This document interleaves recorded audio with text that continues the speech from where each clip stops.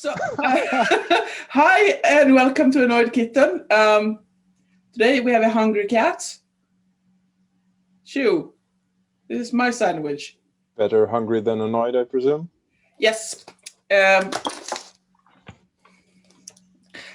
so I can't see you right now because he's there.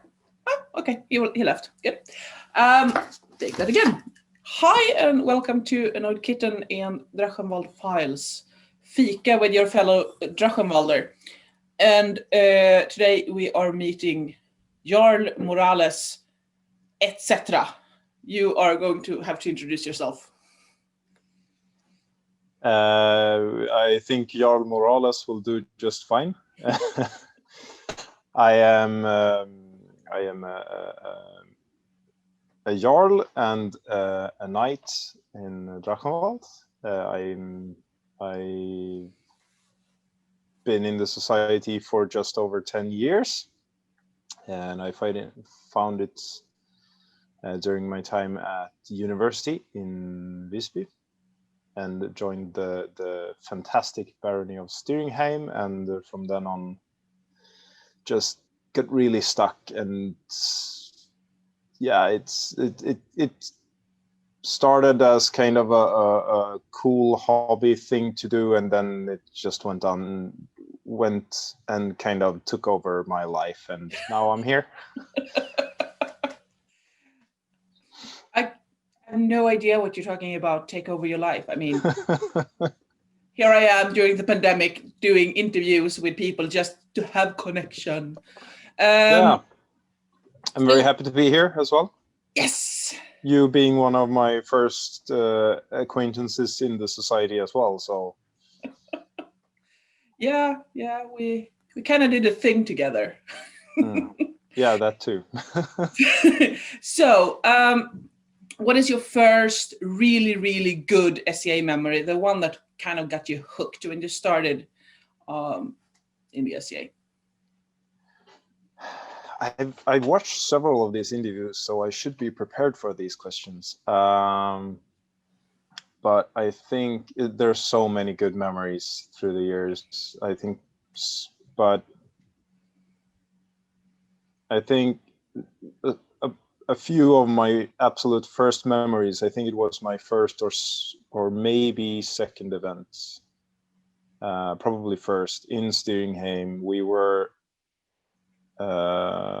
it's first that comes to mind is from my first ever event in Styringheim. It was a Lucia feast at Kapitelusgården, and me and a few friends who joined at the same time had kind of, we had found out about the SCA kind of like from some student union thing, demo kind of thing, just a month or so earlier. So we weren't really attending the event like the normal way. We kind of just, someone snuck us in the late, just because they thought we might have been interested. It obviously worked. So yeah, we were the only like 5 people sitting in the downstairs serving area of the chapter house, and it was horrible and cold and miserable, and it really felt like you were those, like we ate the scraps from the nobles, and it was not very pleasant. But then after the feast, we got to go upstairs, and I remember coming upstairs in this upstairs feast hall with all the people, and they had cleared the tables, and the king and queen were there, and it was like, it went from like downstairs we had about freezing temperature, slightly above, I think, and then we went up and it was warm. I had to take like my cloak and woolen clothes off, and we kind of ate the leftovers from the feast. And then the queen had a dance class, or kind of like a dance thing at the end of the night, and we danced for hours, I think, with all of the different people there. And I don't remember exactly who was there at that first event, but that's like one of the first magical moments of the SCA for me, I think. And I actually remember that event because I was feastocrat at that event, and I tried to take out the plates of food. But it was like, no, it's so good, not yet. And I guess you were mostly hungry. And then we were standing by the serving table and eating straight, like we didn't have feast gear and stuff like that yet, so we were just eating from the kind of serving plates directly. I remember, but it was a very nice event. If you were in the upper part of the house where it was warm. I mean, I have one of my other memories from that event is my first court, which happened to be a royal court, which was held in the kind of main hall of the museum in Visby. So it's this, for those who haven't been, it's this like stone hall in an old building, probably 13th century, like every other building in Visby. And then the display in that hall is like old picture stones and such. So it's a really atmospheric room. And then they held court, and I had the fortune to sit with Vilja at my side, explaining everything going on. I think Alma was in the same little row of people, so we were like 2 or 3 newbies, like in between those two, kind of explained everything that was happening and why people were emotional and what everything meant. And so I get like this really great crash course into the award system and courts and why we do courts and why we have kings and queens and so on. And me coming from kind of the LARP community, I thought it was like the courts were really cool because that's kind of where the theater of it was. Yeah, that's kind of our LARP part where we do all this grandiose pomp stuff. And then you, sorry, kitty break. You're still after my sandwich. Nej. Så duktig. So then you continued, and you continue with fighting. I do know that you do some art and science too, but for me, it feels like fighting has been your the thing that you burn for most. Yeah, definitely. Like I found the society through fighting because as I said, I went to university in Visby, and we were a bunch of friends who were kind of interested in medieval or fantasy style things, and then we were talking about like we should get some gear and start like medieval armored fighting or fencing or so on. I think we thought of it as more of a kind of what HEMA is today, or like a cheaper version of Harnischfechten, maybe some that was kind of the goal, which would be armored fighting with steel blades. But anyway, one of the guys in the group found, I don't know how, but he found out about Styringheim and their fighter practice, and Viscount Rook was running the fighter practices back then even. I think he ran them continuously for like 14 years or something. And like my first fighter practice, and I was completely hooked. I remember feeling like it was just like the boffer fighting, but real. It felt more real to me. And then it give you real bruises. So yeah, I'm not like, I'm not a big advocator for the bruises part of fighting. You can get bruises if you want to. You don't have to get bruises if you don't want to. I think there used to be a culture where you bruise the newbies at the fighter practice. I think we kind of have moved on from that now, which is kind of nice. I don't necessarily think you need to have bruises to be cool or to develop your fighting. But yeah, I think we were a group of 5 or 6 people starting out at the same time, and we're 2 of us are still in the SCA, fairly active or pretty active, I'd say. Honorable Lord John Smith, who is the second one, has been very active and has especially in Styringheim, but in the kingdom at large as well.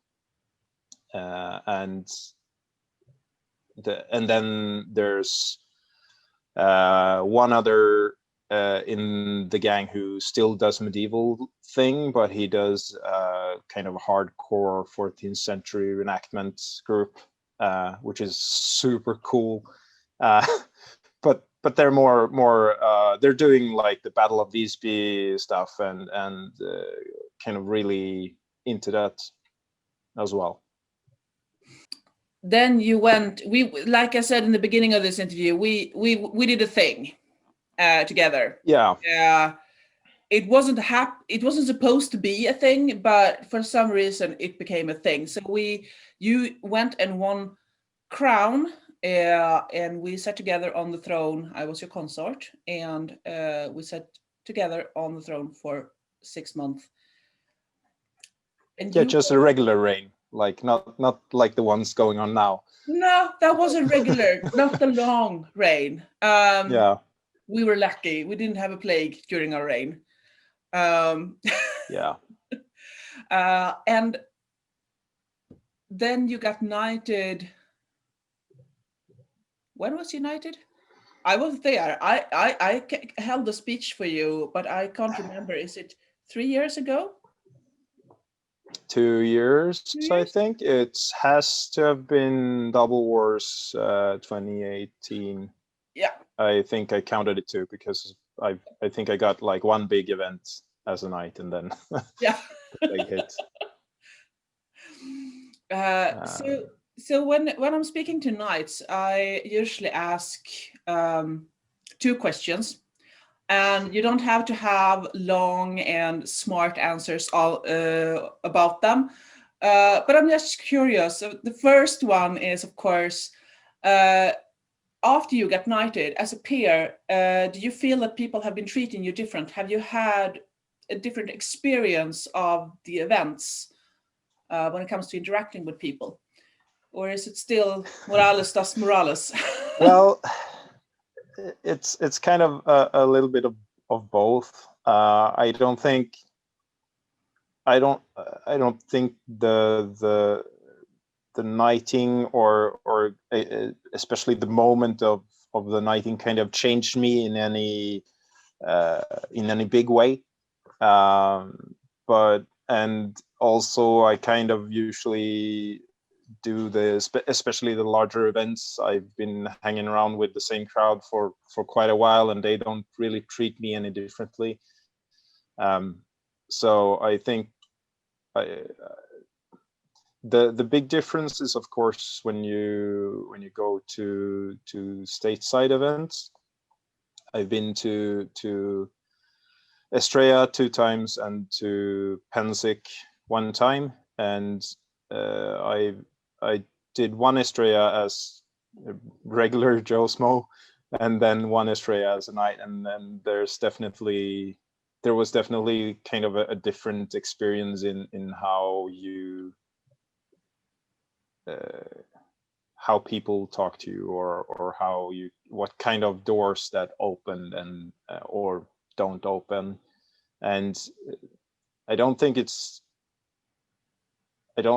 kind of, people seeing me as unworthy of their attention when I didn't have a white belt, but it's more of a kind of a, it's hard to describe.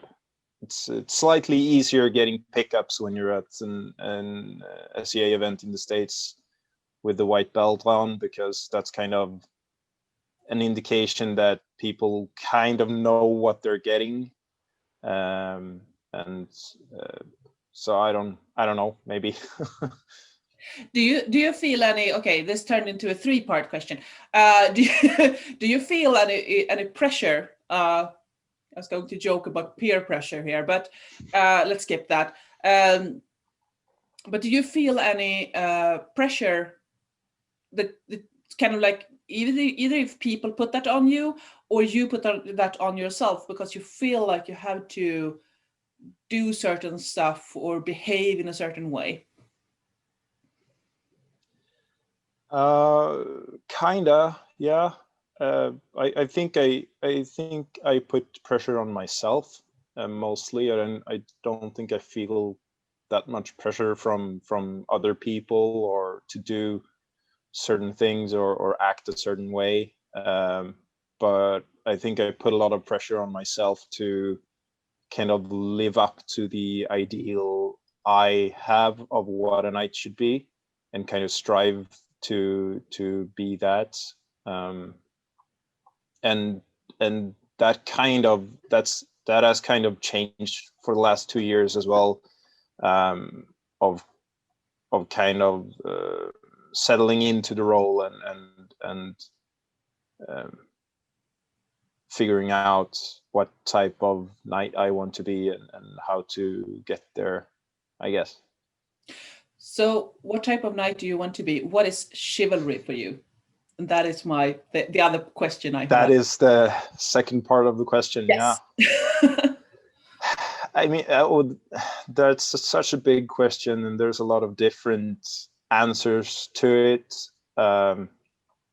And like that, it depends on context and so on. I mean, on one hand, a knight is just a pretend title in our game given to people that do a certain kind of sport-ish. So I mean, outside the context of the SEA, I don't think that it means anything to be a knight. You can still strive to be chivalrous in your everyday life, of course. But I think the concept of being chivalrous is kind of,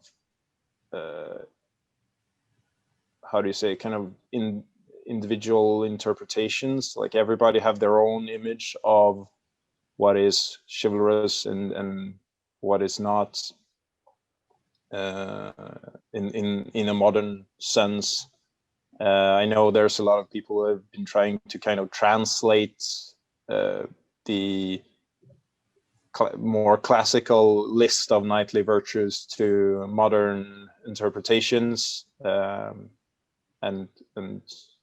kind of go from there. I don't really go that deep into it. I think it's mostly, chivalry to me is mostly being a nice person willing to help people, and kind of a great knight once told me that all we can do is try to be better tomorrow than we are today, in every aspect. And I think that's a good goal to kind of keep for yourself in any regard. I think so too. I have had questions from the audience for this interview. And one of the question is, what makes you stay in our society? Like what makes me stay, or what do I think makes others stay? No, what makes you stay in our society? What is it with the SDA that makes you stay?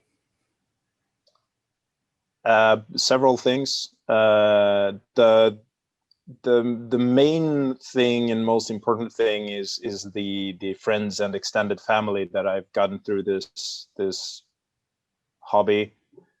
The fighting makes me personally stay because there's no other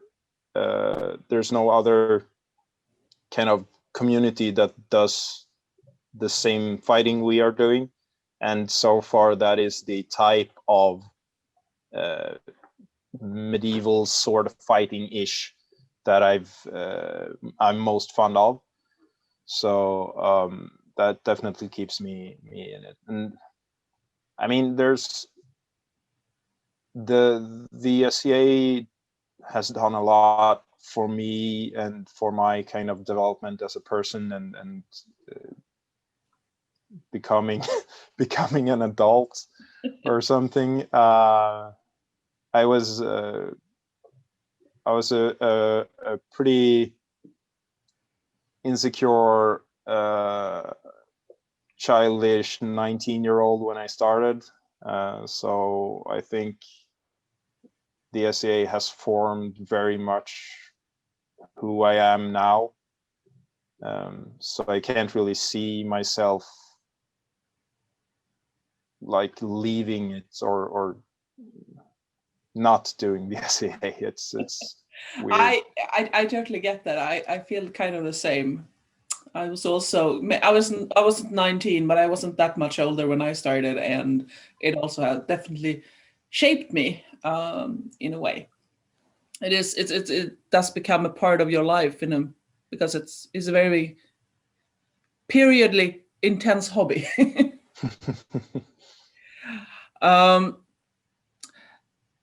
Then we have a question about when you were king.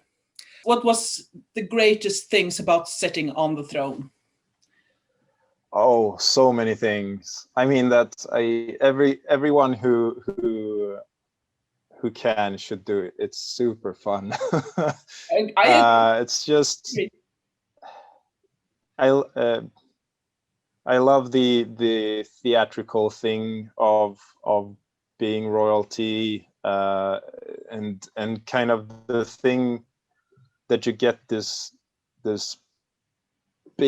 great big floodlight, and you get to take people and just put that floodlight on them and say, this person is awesome and everybody needs to see them, and everybody sees them when you do that. And that's kind of a super cool thing that you're able to do as royal that you can't really do when in any other position.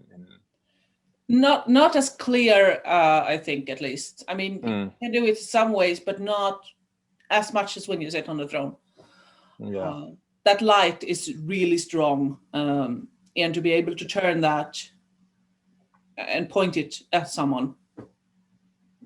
I also got to I also got to go to Pensik as a like foreign, exotic, young, super cocky king, which was pretty cool as well. I had some fantastic interactions with other royalty there, feeling very young and very small amongst the rest of them. But I had a lot of fun with that as well. Yeah, I missed Pensik, but I went to Great Western War instead, and it was kind of the same, except I wasn't young and small. I think I more felt like one of the old gals. I ended up with 3 of the really, really old queens, and we sat chattering about the youth of today. That's yes, nice. your name was mentioned. But in One good. of my like I had whilst we were on that question, I had some pretty good takeaways from my reign or our reign as well. And like I remember so extremely clearly coming from a LARP background and thinking that retainers and ladies in waiting and so on were kind of part of the theatrics to make the royalty seem more believable. And I remember so clearly thinking so many times during the reign how wrong I was about that, and how impossible a task it would have been to reign without all of these people helping you out. And that really was an eye-opener for me, that I had no idea. From the people that kind of went with us several events, most of the events, and kept doing a lot of admin stuff to the small girl that just ran and got you a cup of water. It's because you couldn't leave, you were busy. So yeah, the retainers, I remember us speaking about this when we were, it's like, thank God for the retainers. Moving on. This is a fun story. Sorry. This is a fun question. If you get magical power, and you could take that magical power into the SCA, what would your chosen magical power be?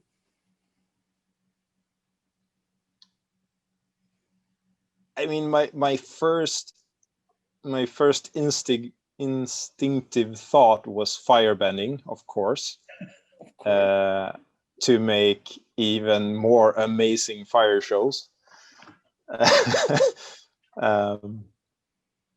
So yeah, I'll just go with that. I don't think I have to think about it that much. Nope. Probably like a good person together. would. Huh? You and fire goes together. Yeah, I think so.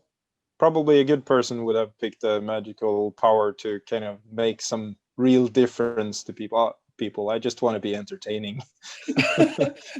Hey, that is not a small thing. People needs entertainment. It is. It is important. So don't cut yourself short of that. And the fire show, you and your what do you call it in English? It's not colleagues. Colleagues, yes, your co-workers. Yeah. The shows that you have put up for us, I mean, it has given me memories for my life. Yeah, we've been doing the annual shows at Double Wars for a while now, and it's been really nice to kind of bring that into the society with me from the first time when we started. I think my second event I held a class in fire eating because someone forced me. Yeah. So the last question from our listeners, how do you think we can get more people into our amazing hobby? Oh yes, that's something. Just a simple question, something I think about a lot, and I talk to a lot of people about recruitment and getting more people in, because we want to grow as a society. The more the merrier is definitely the thing there. And I've been thinking a lot about this and talking to different people, and it's not, it doesn't really have an easy answer. I mean, there's a lot of different aspects going into recruiting, I think. And I think one of the standpoints I kind of landed in is that if you're recruiting face to face, you usually tend to recruit people who are like you. So for me, it's fairly easy to recruit fighters, especially fighters who are kind of in the same age group as me, slightly after university, or up to. But yeah, it's a difficult question. I think there's lots to be done about exposure and kind of, we have this thing in especially southern Sweden and Europe in general, I think, with where we have kind of big divides between medieval-ish groups. So SCA is kind of on one point, and the LARPers are on their point, and the more kind of historical reenactors are in their corner. And there's not that much kind of mixing of those groups. There's some, but not as much as it could be, I think. So that's kind of where I think that we can kind of grow as the medieval community at large, to kind of crossover between those kind of corners. I've been talking a lot to some closer friends about trying to find a way to do collaborative events where you would have you would kind of take a few reenactments groups and do an event together with them. So the SCA and the reenactment groups will kind of both host the same event, and you would kind of that way you can get to know each other, because it's usually what gets people stuck and coming back are the friends in any hobby. So if we get more crossovers, I think all of the different groups will grow. Yeah, I think we have a lot of we have enough in common that we can thrive together. Or maybe doing more of the kind of fair style events, having more of a presence on those might work as well. I think that the kind of smaller weekend events will not be that much affected of kind of a drive like that, but I think the larger events will have an impact, because you could gather all the groups at the same large events, like for once or twice a year. You can have all of the groups coming together and kind of making an event together, which would be pretty cool.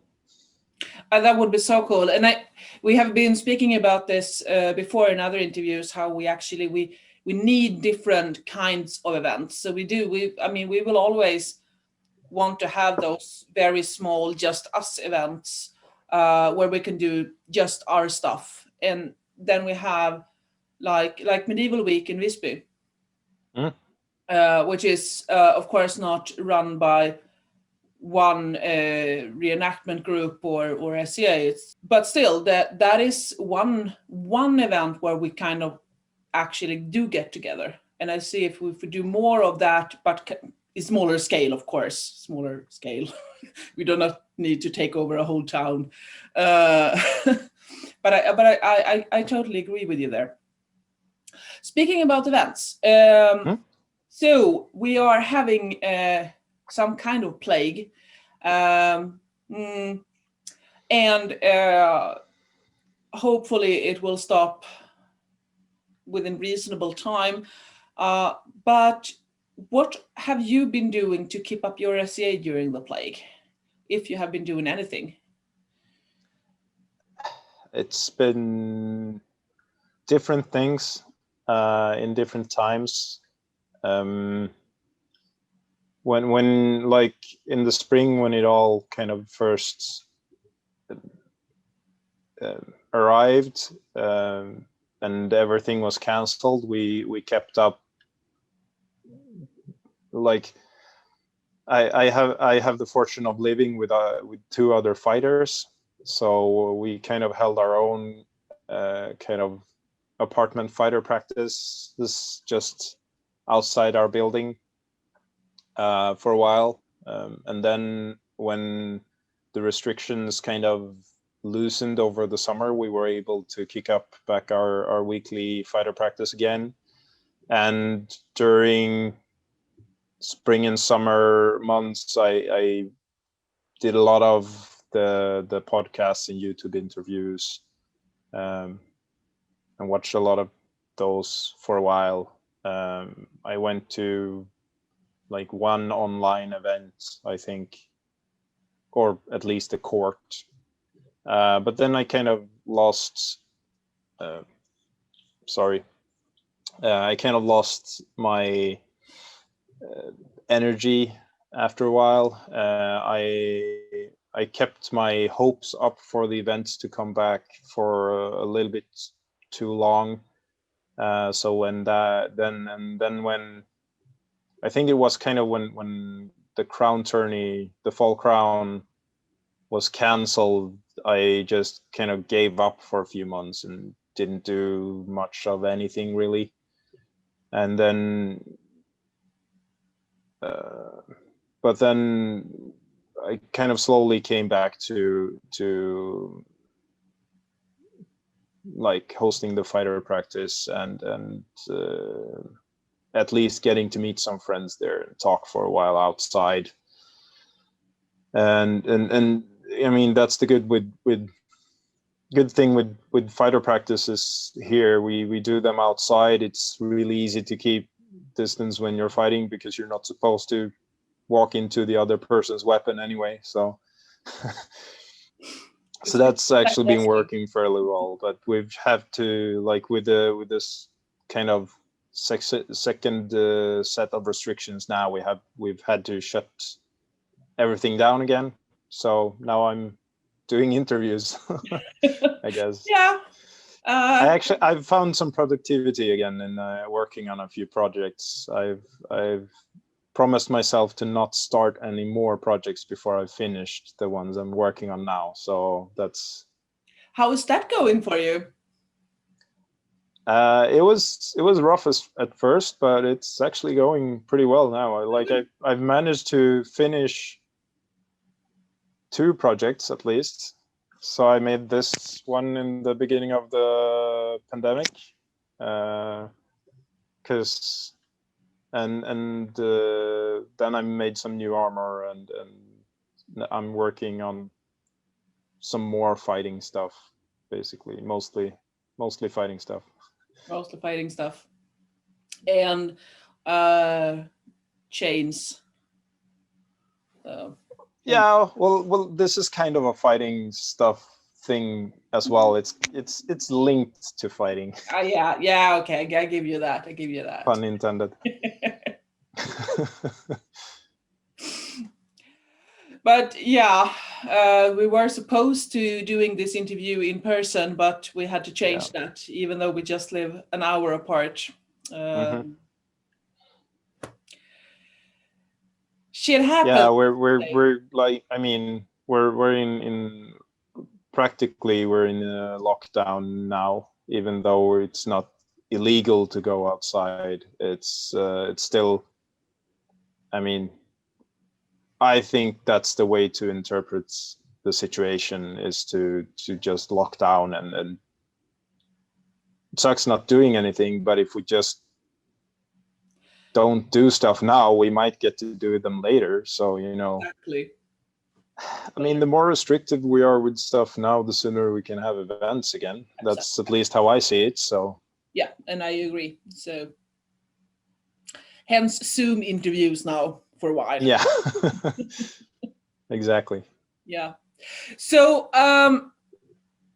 to round up this interview, Is there anything that you feel like, hey, she didn't ask me about that? So I have to come up with a question to ask myself. Interesting. This is how I work. I make other people work. Smart. Uh-uh. I don't know, actually. Oh, I will say this on the subject of King. The rain is probably the single thing that have had the most impact on my kind of growing up, or I mean that had a massive impact on my personality as it is now, or kind of, I don't know if it kind of matured me or something, but it definitely had a it was an impactful period of my life that shaped a lot of who I am today, and that's I usually say that's like that's one of the things that the SEA has given me that I don't know where I would be if I hadn't gotten that. And I'm very much in a place with myself and the SEA now where I feel like it's important to kind of give back, and I've gotten so much from the SEA, and I want to find ways that I'm able to give back to the society, and I think that's kind of an important part of kind of how the society works as well, with people who have been in for a while, or peers or stuff like that. You have to kind of realize that sooner or later you're going to have to start putting stuff in as well. Yeah, but and you have, oh boy, you have. But I agree with you there that the rain did change you in a way. I mean, you sit for 9 months actually, because you have 3 months as the royal heirs, and then 6 months as actual king and queen, and you meet so many people, and you see what this society mean for them, and you are able to give them a part of that society, but you are also receiving so much from the society during that reign. So I see what you were saying when you like you get this feeling like you want to give back all the things that you received during that very short and intense period. Yeah, and I think it gives you a look kind of behind the curtains of the machinery of everything, and like I know that for some people it can be kind of a kind of kill their dream a bit, because it's like the magic disappears when you know how it works, and I think that's kind of one of the dangers with doing it for too long, or maybe being too far involved with kind of the works of how everything kind of works behind the scenes.